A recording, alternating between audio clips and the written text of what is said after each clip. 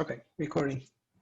All right, so I would like to start the meeting. So first of all, as a reminder, I shared the notes in chat, and just to keep track of what we have discussed, I will I will try to write it down in the notes, and I invite all of you to help me out, especially if I'm talking. It's not always easy. That's a Google Doc. Also, I would like to invite you to to write your name there. This is completely optional, but for a reference. All right, so the meeting is open, and just a brief overview of what we are going to discuss today. We had a first session some time ago, and I see most of the people who were running this session are here, but some of you were either away or busy during that time. So we're going to just summarize our experience. Also, I imagine some of us have learned various different things.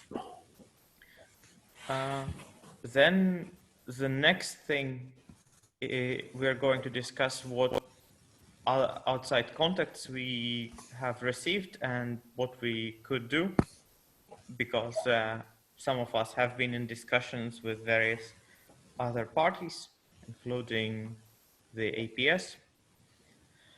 And I think the most important step is like choosing what to do next, because I'm not sure if you remember this, but we said that our first milestone was to run a successful online session, which we did. So now we're technically out of the job and without any clear goal. So let's decide on that and also decide how to work towards that. So let's start with the inaugural session, which was which happened very spontaneously. I think the idea belongs to Vala, who as soon as hearing that the APS March meeting was cancelled, said, let's approach visible speakers that have their talks prepared and try to run something by the end of the week.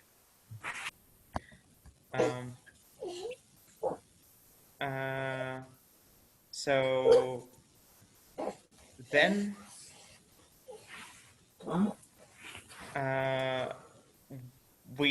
at that time, I think we had very little in the way of the website. So by combined effort, we made a minimal website, found the speakers, and ran a session in under a week with about 100 participants.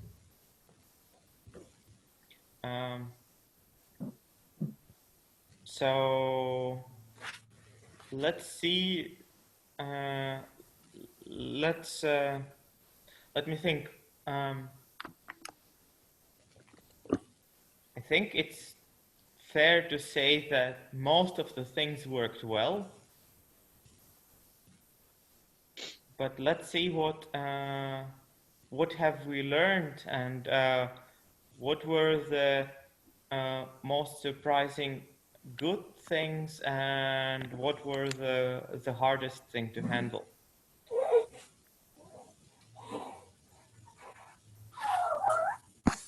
So I think, given the short amount of time and preparation, it worked surprisingly well.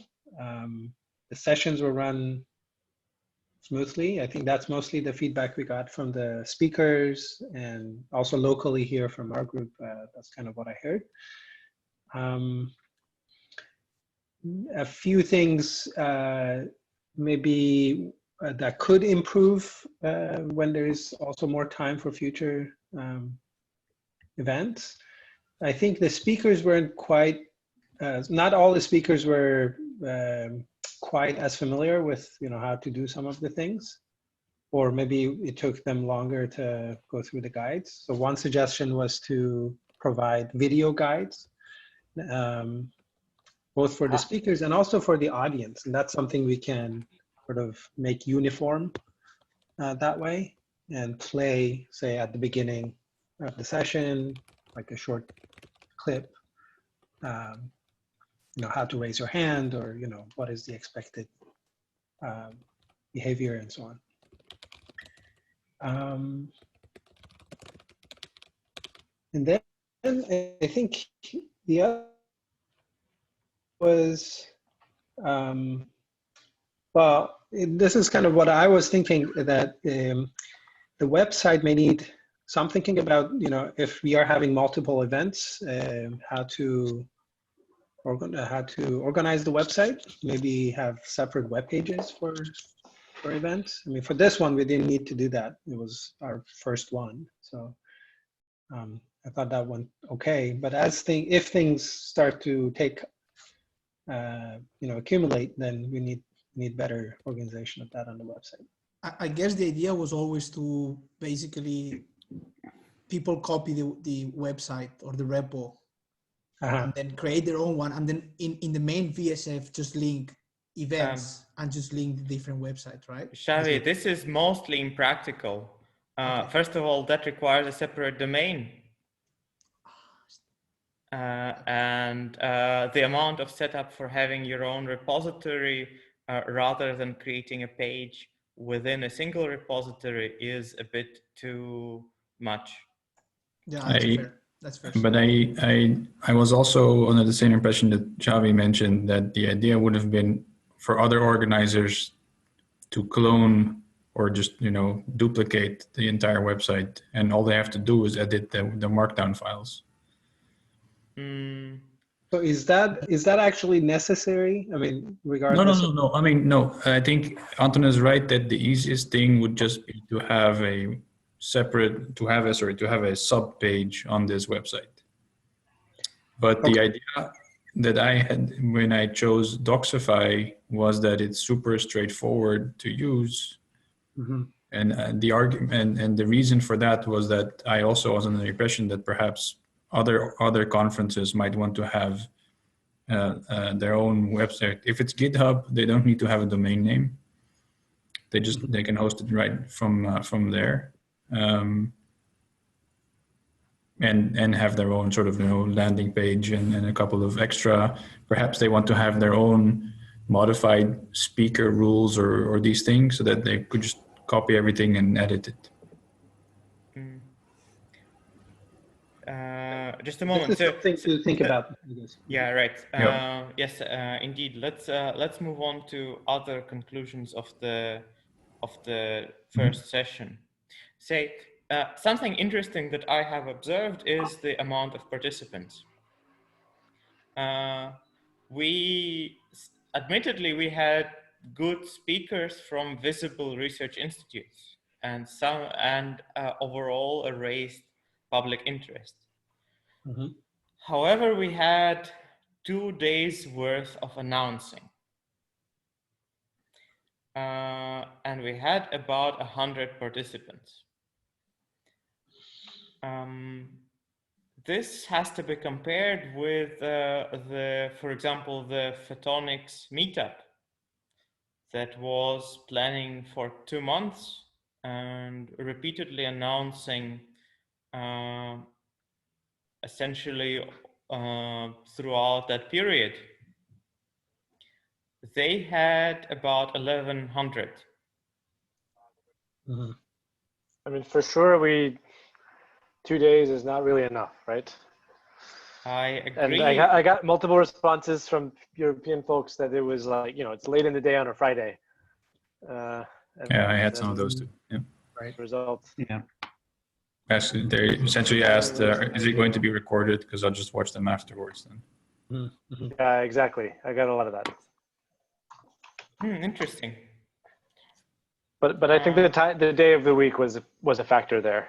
Oh, I see. Okay, yeah, that's but a good now point. we don't have to worry about people wanting to go out on Friday.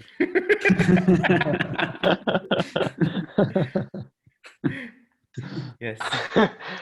well, that is only one institution of many. So. Mm-hmm.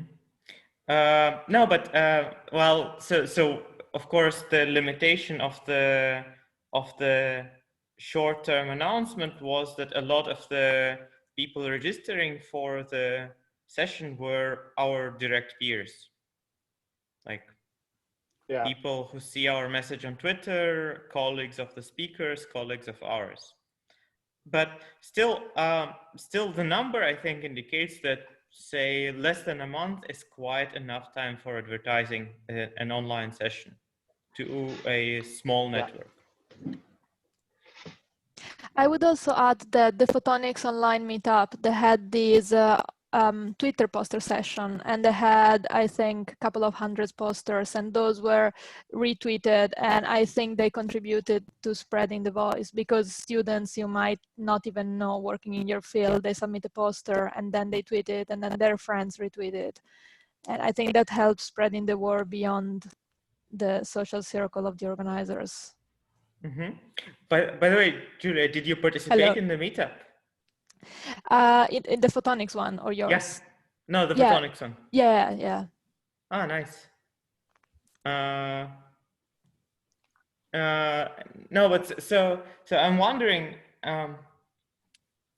by comparison, so let's say our session versus the Photonics meetup is, let's say, two extremes in the amount of preparation. Yeah. And I'm not sure for a typical online session how much one wants, but I feel that the proper amount is definitely not what we do. 2 days for a conference session is not enough, but at the same time, hundreds of people retweeting it seems like too much work, especially if you imagine these being regular sessions. That's right. I mean, I think if you have a one-off conference or several conferences on different topics, you will have much more interest than if you have regular sessions. Just because you will have people who are just curious and they will join, and maybe they're not hardcore members of the community. Mm-hmm.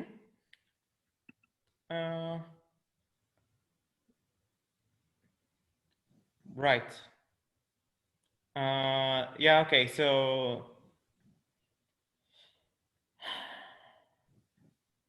I see.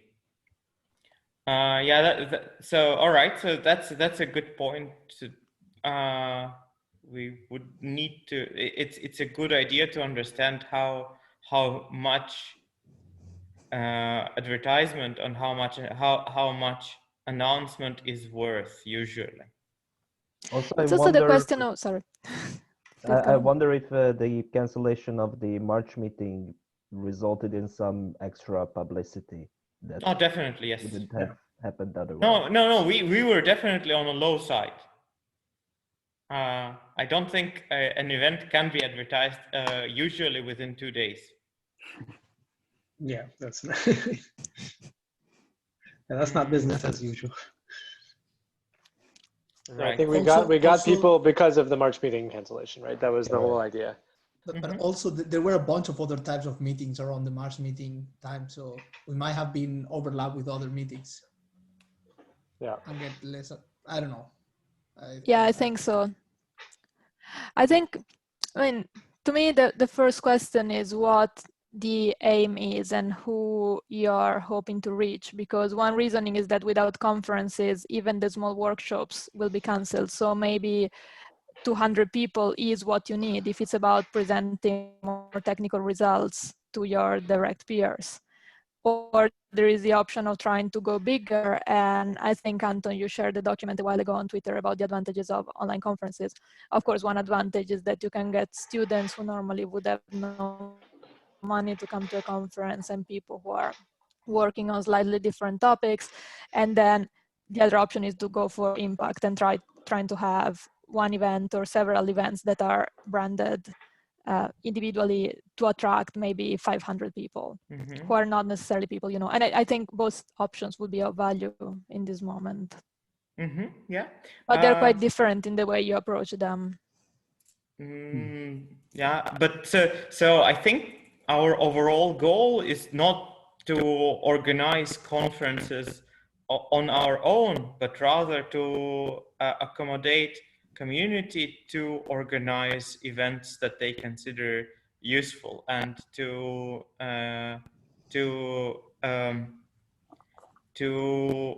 save all the effort that is unnecessary. Say, it is now clearly becoming sufficiently straightforward to run an own virtual session, but it's still quite a bit of work. Even if you follow a protocol, you still have a lot of things to figure out in addition to purely scientific and social questions. Mm-hmm. This effort makes sense to save and just provide to everyone. Right. That's right, but you still need, if you want, in this case, what you want is the community to take notice that you are the best group of people to interface with to organize an online meeting. And in this sense, organizing something that has a big resonance or reasonable resonance. I mean, we don't want to, I don't pretend to be anyone. People say, yeah, you are reliable to organize anything. I just want to provide, the way I see, as Anton mentioned, is to provide some context on how to do it. Of course, to give it some momentum, we will have to be the first one to organize these things for people to notice how it runs. Yeah, exactly. Right. I think that it would be at some point later would be how to make people aware of this thing by organizing sessions, but that would be like stage one of this thing, not the end goal, I guess. I don't think it's really possible to claim supremacy in a field that is very diverse, because communities that are in the need of virtual conferencing are varying. I don't know, right now I'm sure historians are going to need to organize virtual sessions. I don't know any. They probably will need to answer all the same questions. So there is no amount of advertising that, so announcing a specific session as broadly as possible does not help or does not do much to achieve this. I have to disagree a bit, because I think that's true when the thing is going, let's say, has reached some saturation and some kind of people know it in some sense. But unless you get a few events that are noticeable or noticed by people that might eventually, when you want to spread it out like like this virus somehow, you want people to know that they can do this, because if not, they're not No, yeah, gonna, fair enough. just by having a web page online, they're not gonna find you. So I think I would mix. No, I did not. Yes, right. But that means more. Does it mean more advertising to as many participants as you can, or as many organizers as you can? These are potentially different strategies. It's not only about the advertisement, I think. It's also about the topic you choose, because I think right now in physics, when people are thinking about organizing their online meeting, they're going to the people of the photonics online meetup, because they just showed that their model somehow works. And I think if something similar was organized in condensed matter, with choosing a broad topic with 2 or 3 invited talks that are of high relevance for a wide community, and if that goes well, then people will think, okay, this is really an option to substitute the conferences we cannot have, and then it can be on a roll. And then if it works well, people will approach you for tips and the platform and whatever you're willing to offer the community. Mm-hmm. But otherwise, it's difficult to spread the word, and it's difficult for people to identify who are the go-to people who can help. That's, yeah. having visible events certainly is useful. Let me just see a little bit on the topic. Is there, first of all, those who did not attend the first session, and those who did attend, those who did not attend the first session, do you have any questions? And those who did attend, do you have any remarks that you think are valuable about how the session went? Hi, my name's Alan. I'd just like to introduce myself. I work at Google. I'm a product manager and I lead our business and partnership team at Google. And I just helped one of my friends organize a small virtual conference on using noisy intermediate scale quantum computers for solving condensed matter physics problems. And it was kind of very successful. And prior to this, actually, I used to work at a technology company called Apogee that hosted many of these webinars. So they weren't like an online conference. And so I had a lot of experience, and I actually worked in their marketing department at one point as well to help out with the engagement with the developer community. So it's not the physics community, but developer community. And one thing I was kind of interesting to hear you say, actually the thing that we found as the most important thing to drive awareness about your conference, especially if you're doing like a conference on a recurring basis, is building up a really, really, really, really good email list. Because if you build an email list and you constantly advertise on the email list, maybe like 3 months before, 1 month before, 2 days before, etc., that's actually one of the most common ways to drive online participation to events, whether it's a webinar or things of that sort. Just a thought. Yes. Give you guys a little context. This is a good point. So, but let me ask. So I understand that this helps drive engagement in an event on a single topic. Now I'm wondering. So the way I imagined these sessions would go is that they would mostly be targeting a single community within science, and the audiences would be often having very little overlap. So I understand that that by announcing a single session many times, you increase the chance that people participate, but you do not necessarily have good channels to inform. So, or most of the announcements are not relevant to most of the previous members. Yeah, so this is actually a very interesting opportunity, because if you think about from a social element, the biggest opportunity for a organization, like a physics society organization, is to build a catalog of email lists of different communities, like, to subdivide the communities, and figuring out how to, if you have a particular conference that you're trying to bring together multiple communities, you would want to have the ability to be very targeted and advertise to a targeted set of people. And I think this kind of like, this is kind of interesting because like in the area of targeting, this is it's actually better run by more of a physics society rather than a particular company or even a university, because people are obviously very naturally skeptical and concerned about their privacy as well. So I think, in my personal opinion, like if you would like to do this in a very interesting way, such that we can bring together multiple communities, actually there should be a lot of investment on how to build targeted campaigns across many physicists in a way that makes the physicists feel comfortable and their privacy is not violated. So I can imagine an opt-in mailing list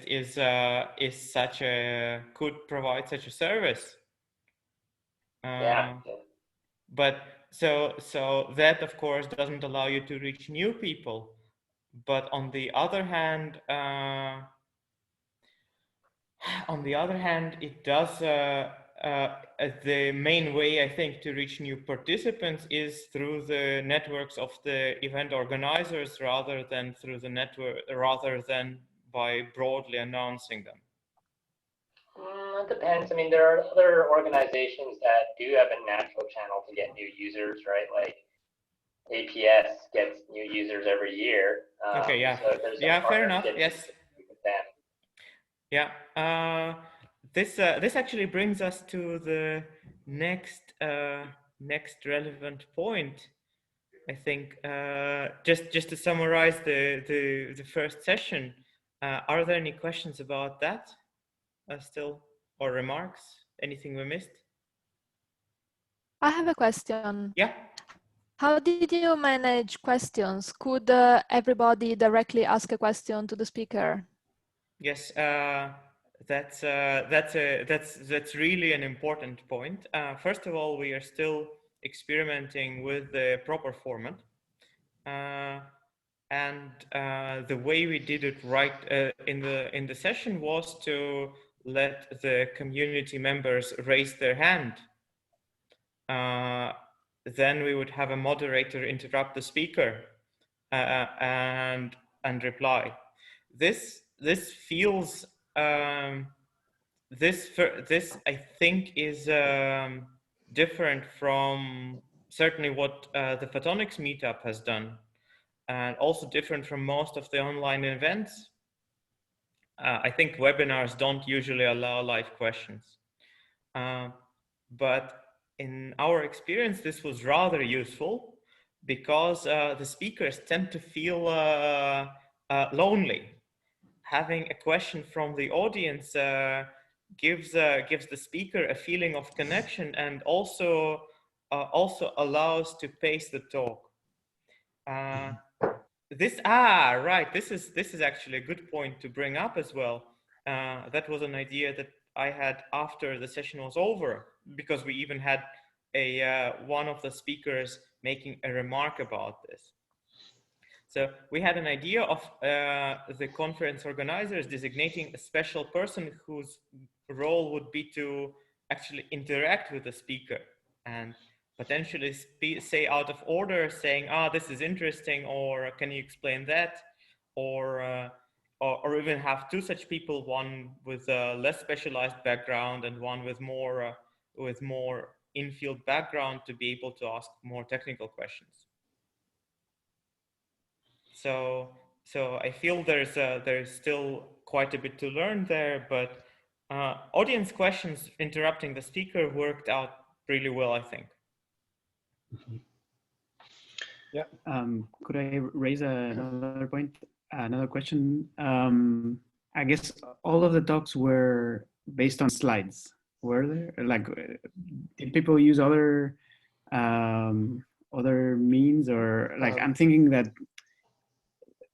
not only, I remember Carlo using at some point in some trial session using Mathematica notebooks, but I mean, other communities might want to use things that are closer to blackboards. And I think Zoom can do this, but I don't know.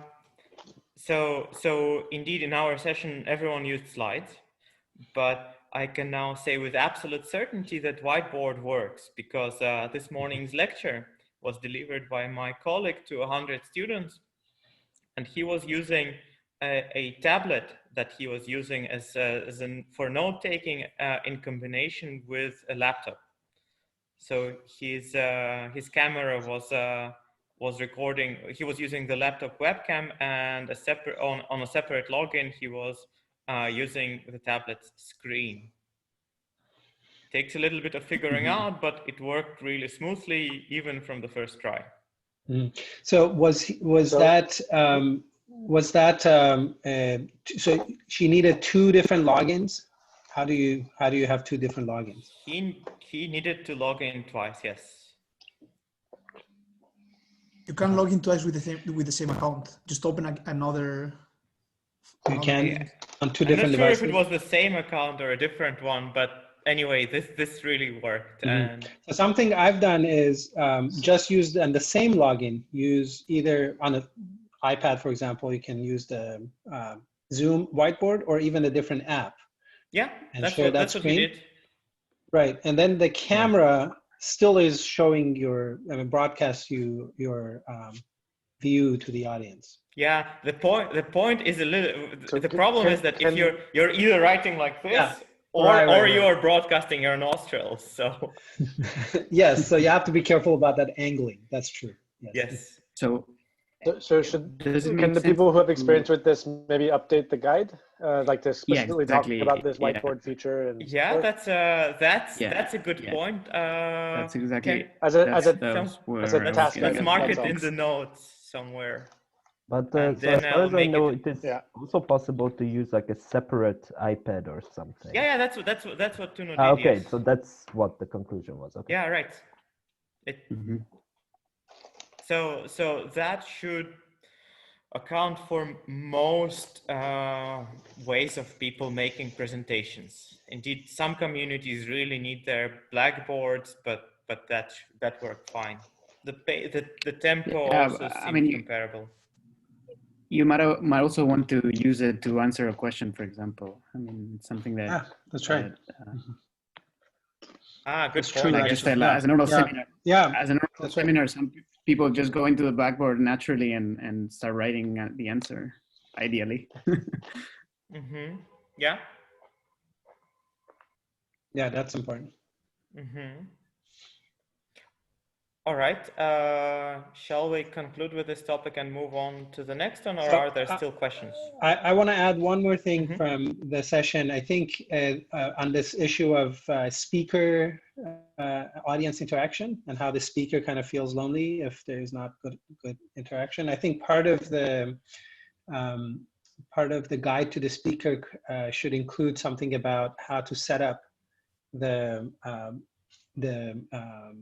videos from the audience. Yeah, correct. Because you can set it up, for example, on top or on the side so that you actually see other people's video feed and you're talking to somebody, not just to your screen. Yeah. All right. Yeah.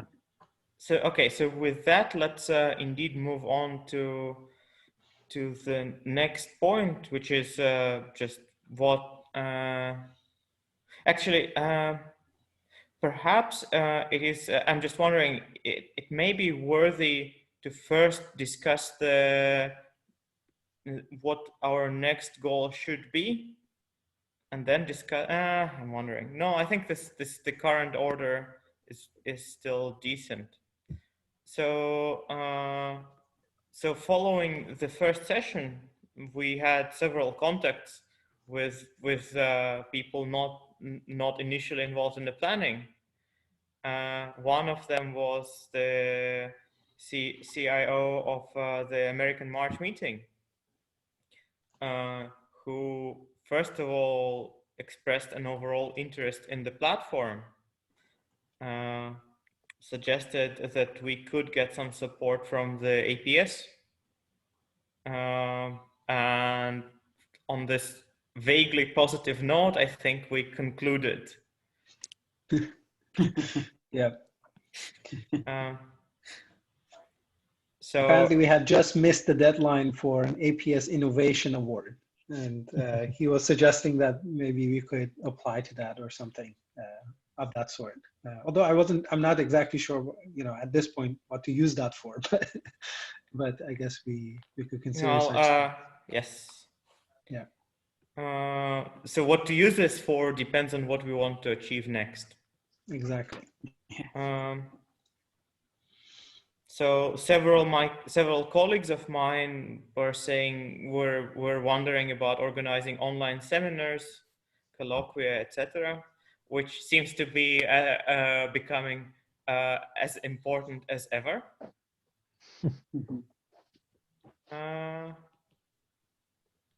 Yeah, I would like to. Anyone else had? Right. Another colleague of mine indeed brought me in contact with Alan, who was able to join our session. So, Alan, were you involved in coordinating with this virtual March meeting? And yeah, it first started with we had like once the announcement was made that it got canceled, Google decided to donate a enterprise version of Google,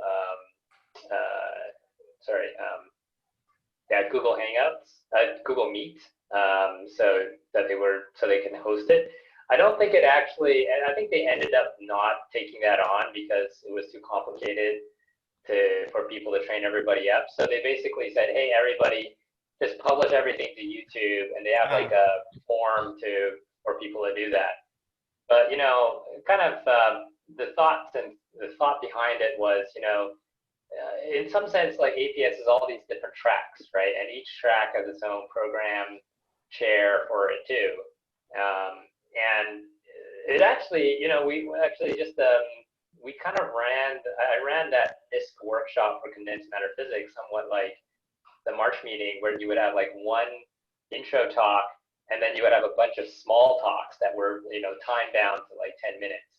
And that was really, really nice because, and actually the organizer did one more thing, which was, unlike March meeting where people don't have any limitations on what slides you could put, we put an additional restriction, 3 slides at most per, short talk. And that actually prevented the tendency for, to put too much data.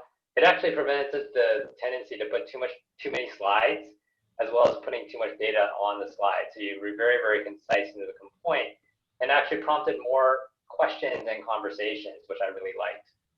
So that was kind of the genesis of the virtual. That was the beginning genesis of the virtual March meeting. And I still think they're accepting talks to be.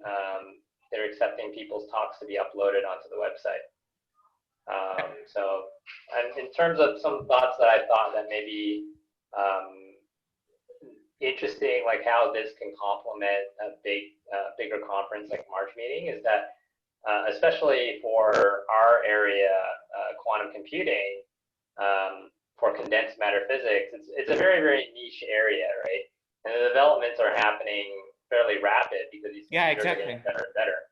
And so it's kind of nice to be able to, have these on a more regular basis rather than, modeling up all your results for that one session in the beginning, one APS session every year.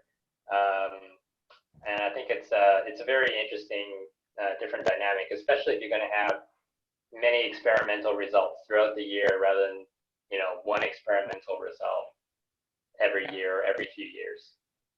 Mm-hmm. I have a question, Alan, here. Yeah.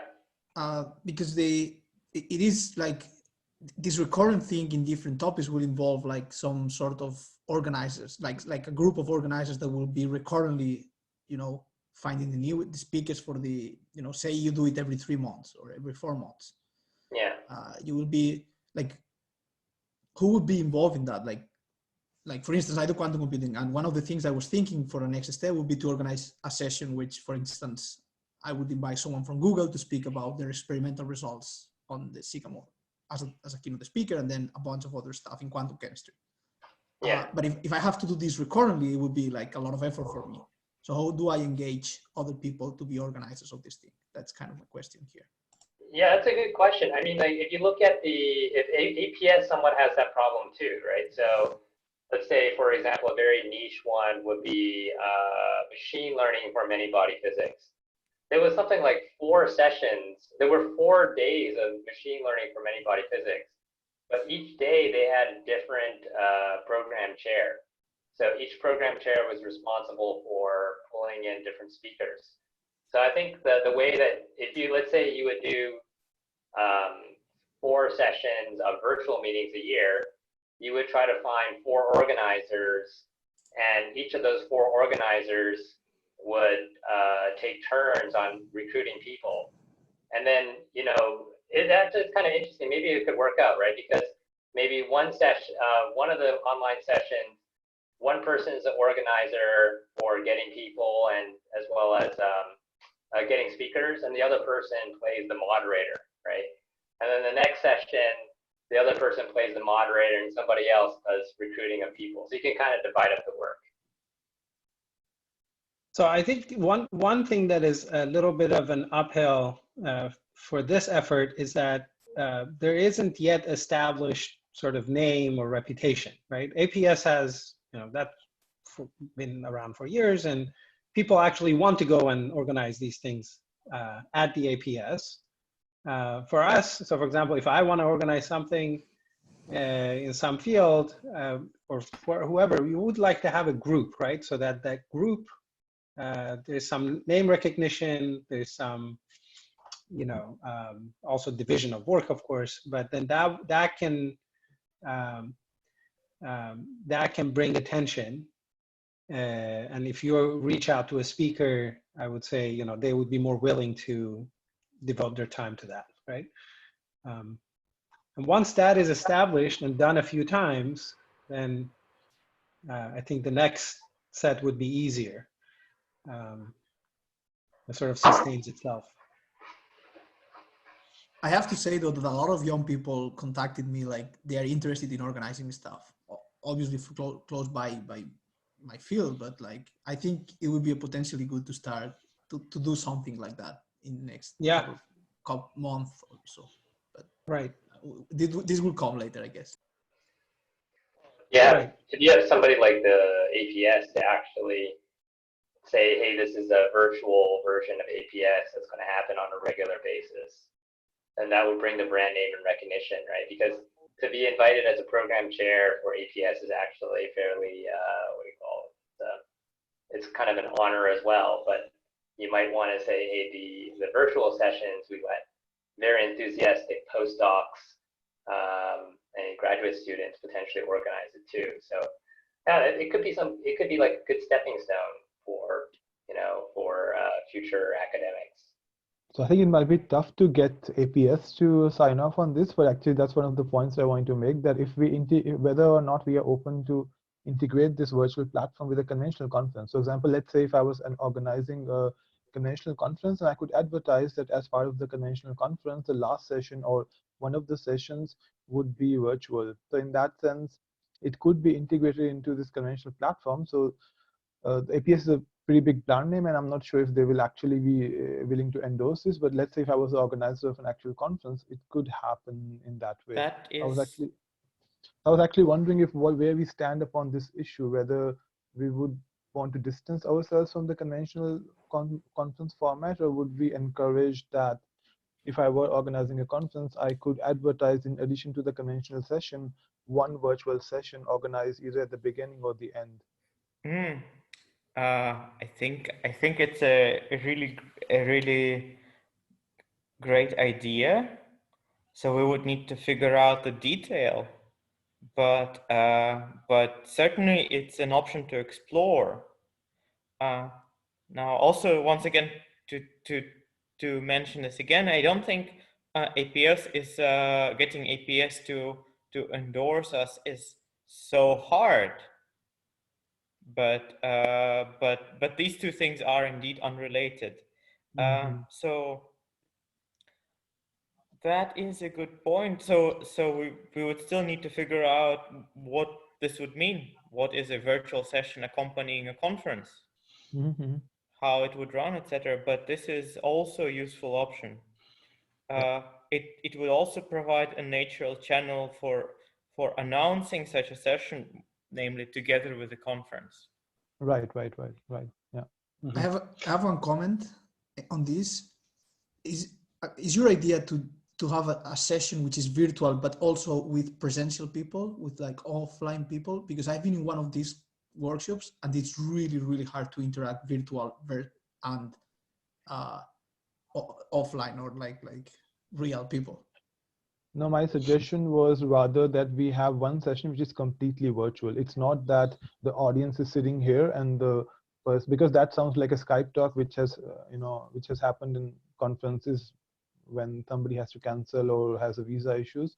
But I was really thinking about having a conventional conference, and in the conventional conference program announcing that there will be a virtual session afterwards, but that session is completely virtual. So it's like there's no real audience in nobody sitting in the lecture hall at that point. So everyone's virtual.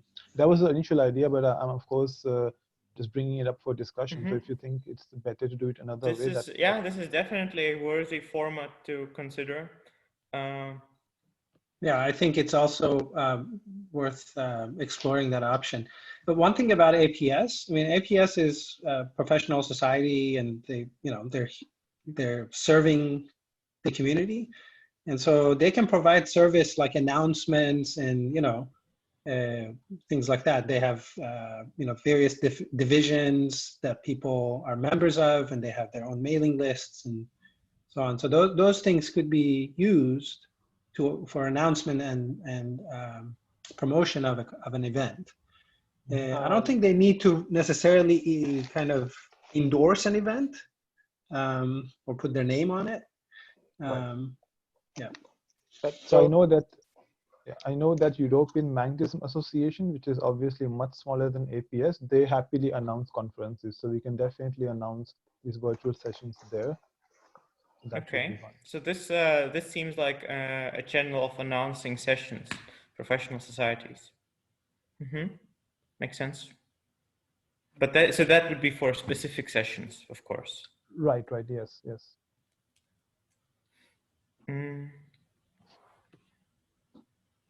All right, let me see if there's anything else. Okay, I think this covers the point 3 in our topics to discuss today, which brings us to the choice to what we should do next. So Anton, before we go on, I have to leave in 6 minutes, so I'm going to turn you into a full host. So do you know what will happen to the recording? No, but we can try. If it stops, we can start it again. Okay. The participant channel says you're both recording currently, so there's a good chance it'll keep going. Okay, all right. Okay, so you're a host, and okay. Actually, I lost my co-host even. I'm not even a co-host. So anyway, so that's interesting. Right. Okay, go ahead. All right. So what should we try to do next? We now know that we can organize one session. We have an absolutely minimal approach to registration and handling emails, a Google form, followed by essentially me sending emails. So I have a suggestion. I wanted to organize one, and I got some people interested in being organizers. My plan was to comment it here if people like. We should proceed as normal channels by going to the GitHub form, fill a request with tentative speakers, kind of a schedule, and do it. It will be about quantum chemistry and quantum computers, like my field, basically. I know people in the community. I already, like, we can see through the sessions of March meeting and see who could be an interesting bunch of people to do it and apply through normal channels. Now, the question that I have is, do we want to try to find 2 or 3 sessions and run it in parallel? Or like to be like a larger event, or I'll go ahead and do my event, so to say, and see. But this wouldn't even be a big milestone. It would be like another initial, like the same as the inaugural event. Well, right, exactly. So a milestone could be running several sessions with organizers having no direct affiliation with us. I mean, you sort of don't count, but the rest of your co-organizers would. My plan was to someone else to do the job, and I'll be there to help. Right. Yes. Actually, I think in terms of stepping up, it may make sense to have a few events with sort of some engagement from us, maybe, but also including people who are not initially involved. Yeah. And if we get to say 3 such events, we can call that a milestone, and then go to like fully like outside external or standalone. Yeah, I mean, we have, you know, part of the question here is like, what kind of timescale do we want this milestone to be? If it's like a 3 to 4 month timescale milestone, then doing exactly what Babak is talking about makes a lot of sense. Have three events, each sequenced by a month or so, that are sort of stimulated by our people here, but where we rope in other people in our community to be co-organizers to sort of showcase to other people we know, oh, this is not so hard to organize these conferences. It's very easy to start up, and spread the word sort of that way. But if we want a more 1 year time scale, we can probably shoot for something bigger. I would go for a small, like for a short time scale or mid time scale, like. Yeah, the other thing is the timing now is actually ripe for doing virtual conferences. In the next 3-4 months. I would say there's a lot of demand for that. My suggestion, to be under debate, let's find like 3 groups of different people where we can contact other people to be organizers and ourselves being involved. I don't know, condensed matter or topological quantum computing. There was some discussion at some point, and do a parallel 3 events in parallel on the same day. No. Why same? Why would it be definitely that's counterproductive. Yes. Okay, so three events separated by a week or by a month or by a. We figured out based on the speakers, right? That's going to be ultimately what constrains us. Yes, or on the organizers. Yes. Yeah. So certainly not aiming for the same day. So I wanted to bring something up in parallel to this. So let's see what you're saying would take. Mainly, this would amount brushing up our materials, minimally, not even so much. Finding interested organizers and letting them do their job largely. Right. So let's gather these.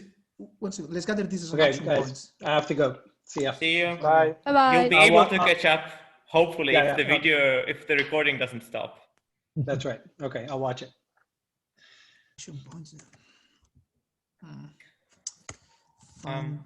Find interested organizers. Sorry. So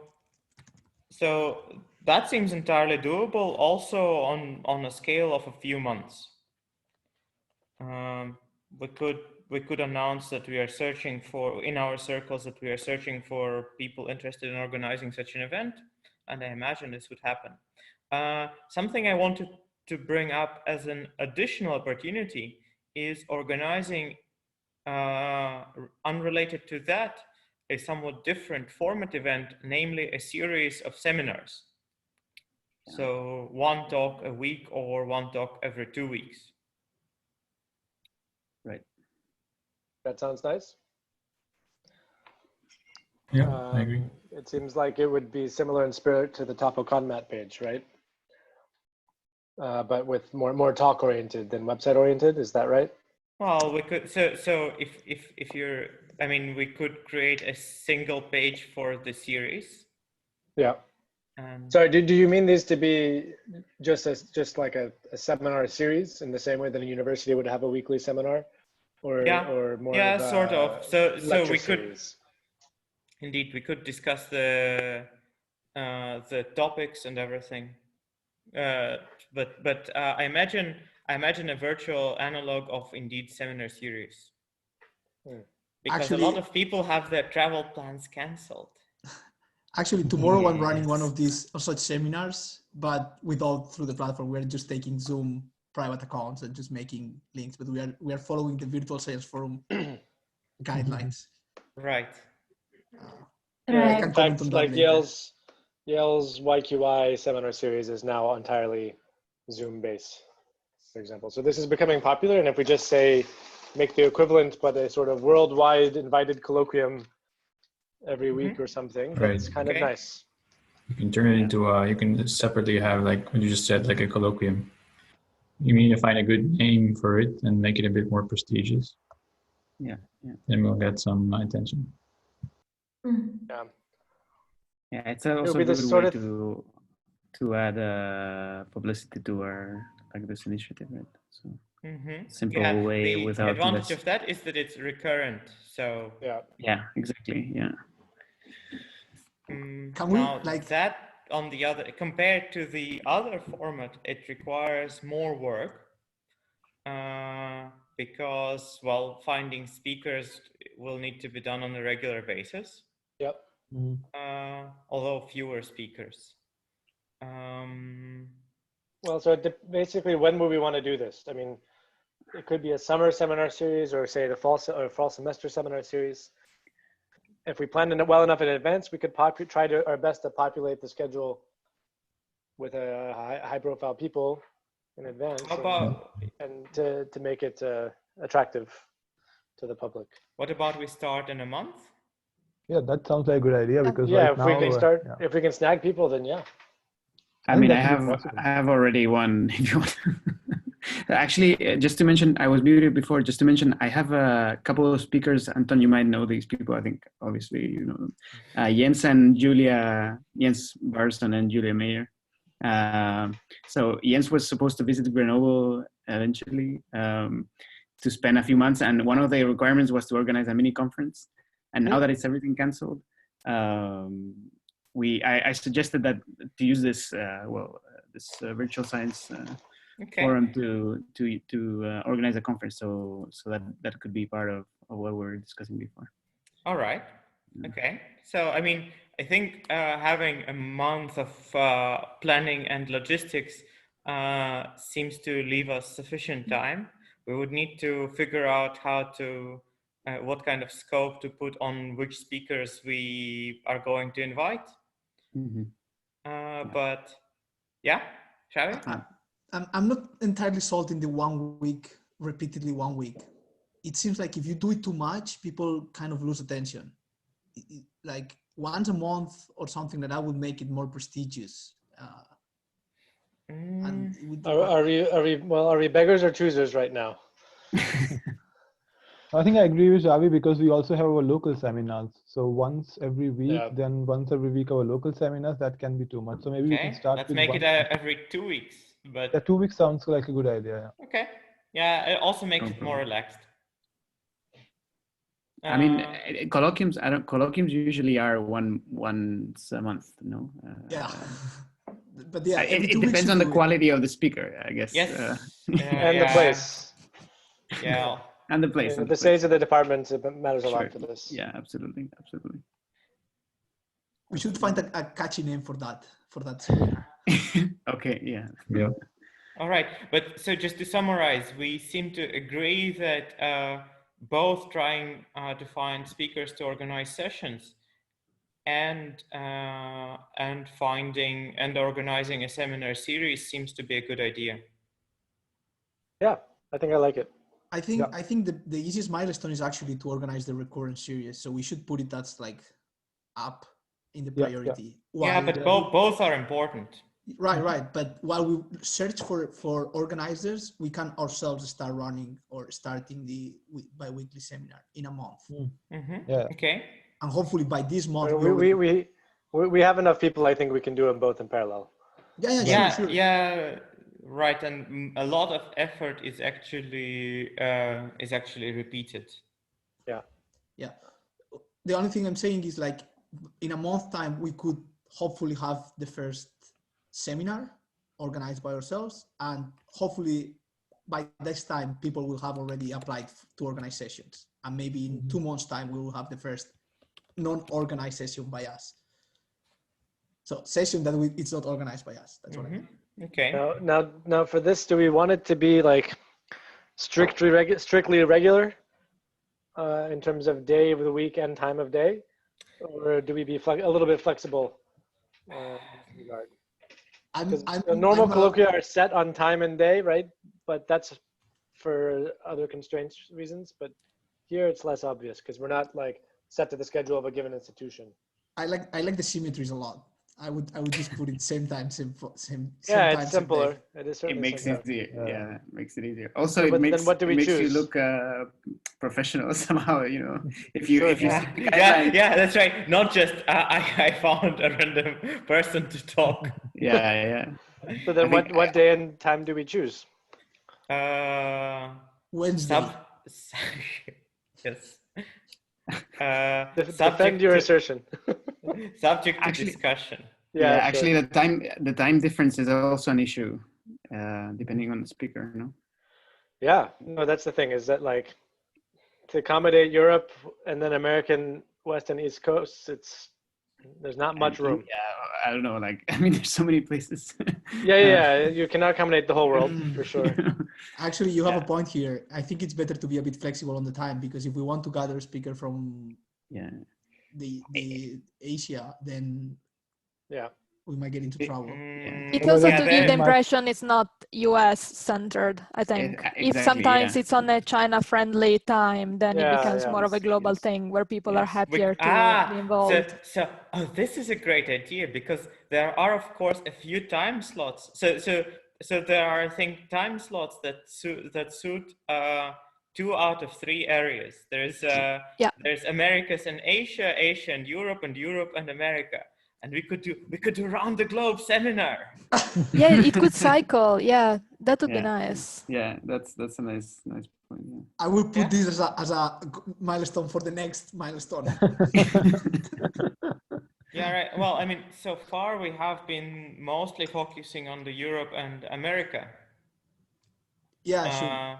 Because in the short term, it's the most obvious strategy, but we may revisit this. Aside of finding speakers and organizers, what are the most important things that we are missing right now? I think publicity, like awareness and kind of some backup, like some people trusting us. Our friends trust us now because they've seen we can run it, but like outside that, we also have a record of an existing conference, so I don't think this is something that we necessarily lack, because I think that's fine. Yes, I think so I can name one biggest problem, and that is the mailing list and the registration workflow is somewhat janky, and that one will probably require most work. I think our social media presence is quite good, slowly gaining popularity. YouTube works fine. GitHub pages also work sufficiently well.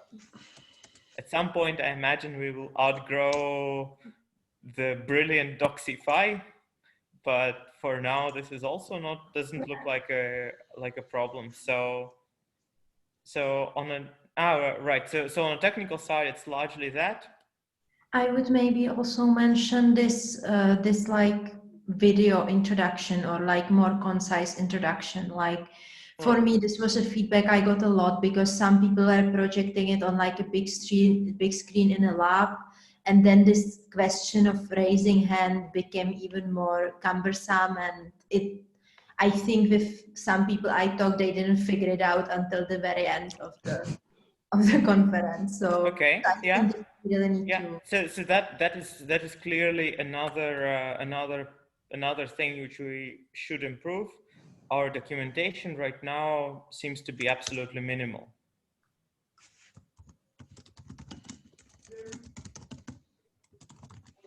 I would suggest, Liska made a great point, and I would suggest we could try to record some videos showing how to do the things that we record in the moderation, and then share it in the drive, and then kind of iterate over them. That's very simple to do. It takes about 10 minutes to do a run and keep going with that. I have a lot of time, so I'll try to do one tomorrow on moderation and see how it goes. Mm-hmm. All right. So there is, with about a month till our planned beginning with a seminar series, we have no immediate rush, which is good, but also I think it will take some time. I mean, we should only announce when we have our first speaker for sure. Right. Yes. So should we prioritize that, finding the first speaker and then working out the announcements and so forth? So I see several actions indeed which make sense to already begin with, and that's finding the first speaker, finding the organizers, because the organizers also need their time, thinking, etc. And here's a question. So, you know, what a lot of people value from this conference is, right, is the ability to just chit chat, not only with each other, but with the speaker in particular. And the speaker likes to meet, say, like when it's a local conference somewhere, they like to be able to, you know, talk to the people there. Now, that's not exactly what we can accomplish here, but we could try to organize a sort of, you know, have 15 minutes with the speaker sign up. Is this something that we would want to do for a seminar, for the colloquium series? Because for the conferences, maybe not, because there's a lot of people to deal with and a lot of speakers, but with one, maybe this is more achievable. Like a separate discussion for signed up people? Not exactly a separate discussion, like a chance for people to sign up for or request to have a private chat with the speaker. So, like, you know, whenever someone comes here, right, the administrators send out an email saying, hey, if you'd like to meet privately with the speaker, please sign up on this list with these available time slots. I see. Yeah, this could be a motivation for finding an organizer. Like we could prioritize the institute of the organizer, and then if, you know, more slots are available, other people can sign up. Yeah, it becomes a number problem, because if it's popular, right. What if 30 people want to have 15 minutes with the speaker? I mean, No, we have limited time. Yeah, we'd have to figure out how to apportion it properly, and it might have to be through some kind of lottery system where people request, and then we, you know, sort based on their availability and available slots. I almost wonder if it wouldn't make sense to have all the people who want to have an extra chat to have a chat room like this with 10 people, because at this point, if people want to talk to the speaker, they can organize their own online meeting, because when someone visits your institute, it's about they're there personally, whereas if it's about having a call, does it need to be all one after the other? I understand, but there's a psychological thing here, which is, you know, it's normal to associate the colloquium with times to meet with people. That's true. And so for a big name speaker, you know, are they going to reply to the email from that student that says, hey, would you like to Skype about this question I have? Unlikely. But if it's like, hey, speaker, you have this list of, you're going to have 2 hours where you're going to speak with people, we'll organize that for you, is at least forces the interaction and will seem normal. That's my feeling about it. Do we have, like, I'm trying to gather all these ideas in the agenda, but what concrete action points we want to take, because, like, I wrote here, what do we need to do to reach the milestone? And I wrote like 4 points, but I'm kind of missing something. Yes, so I would say I would name 3 things. Make a so decide on a scope for the seminar series, and come up with a list of names that we should approach first. That's for the seminar series. Search among our direct contacts whether anybody would want to organize a session and whether they have a good topic.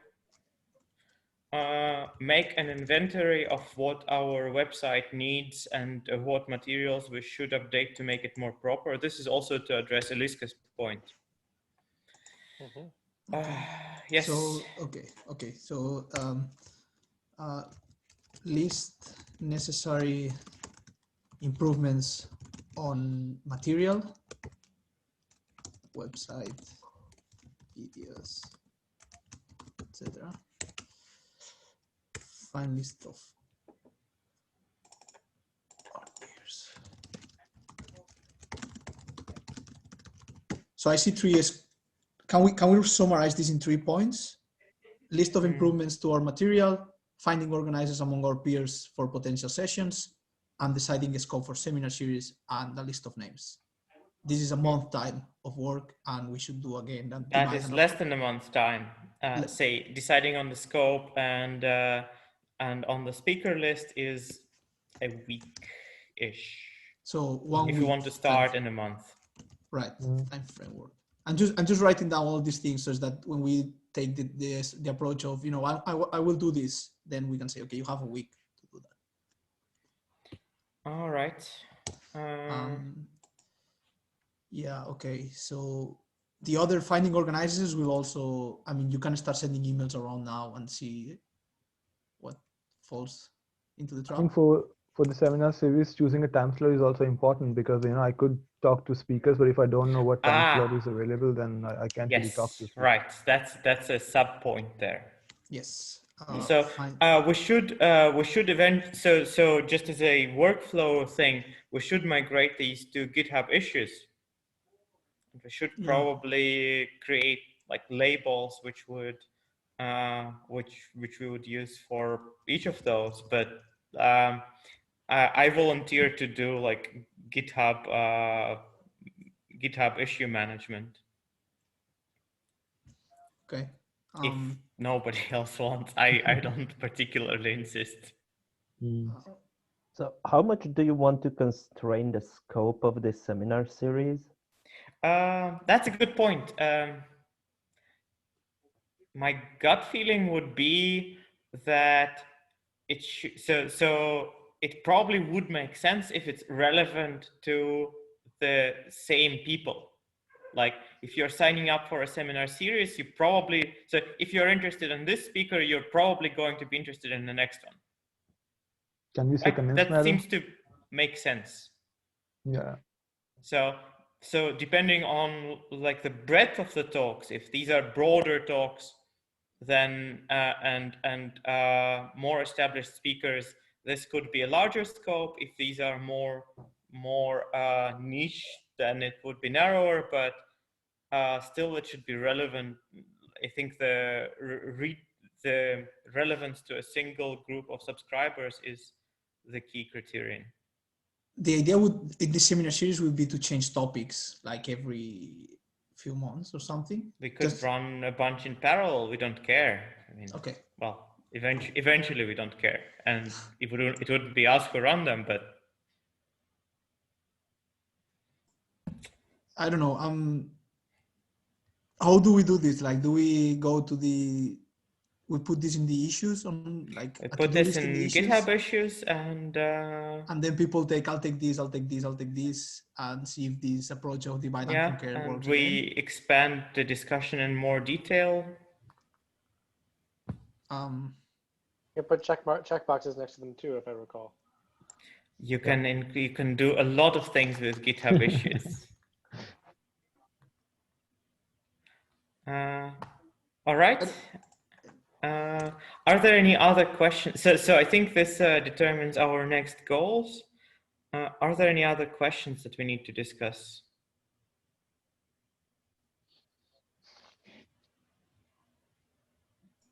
I think it was a productive meeting.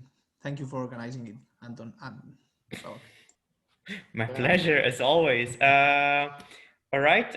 Well, then, stay healthy, you all. Don't get bored. We'll try. All right. See you. No, I have a question. The next meeting, do we do general meetings or we just take? Right. That's a good point. The next meeting.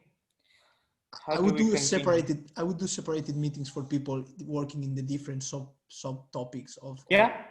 So indeed, this is a good point. Let's coordinate meetings via the separate GitHub issues. And it's probably still a good habit to announce all of our meetings via our Twitter. Yeah. I mean, is it a good idea to hold sort of a weekly general meeting like this one, where we can update each other and stuff, just to have some sort of regularity? Or should we still go sort of flying by ear? Because we're trying to accomplish a lot in the month if we want to launch this seminar series as in a month. That's a fair point, yes. Yeah, then you're right, and we should try to have the next meeting soon. Soon is a very broad. No, right. But so if you Well, if want it's, to, if it's just about having a regular schedule and making sure that we keep momentum, why not just say next week, same time? Yeah. All right.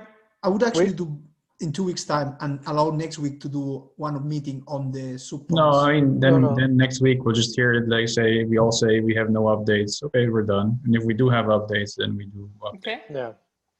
I mean, the time works well. My evenings are mostly free these days. I'm saving on commute time, so. All right. So then let's run next week. Let's meet next week and see where we arrive. Sounds good. Yeah. All right. Thank you. Bye. Good night. All right. Or Bye. nice day. Bye.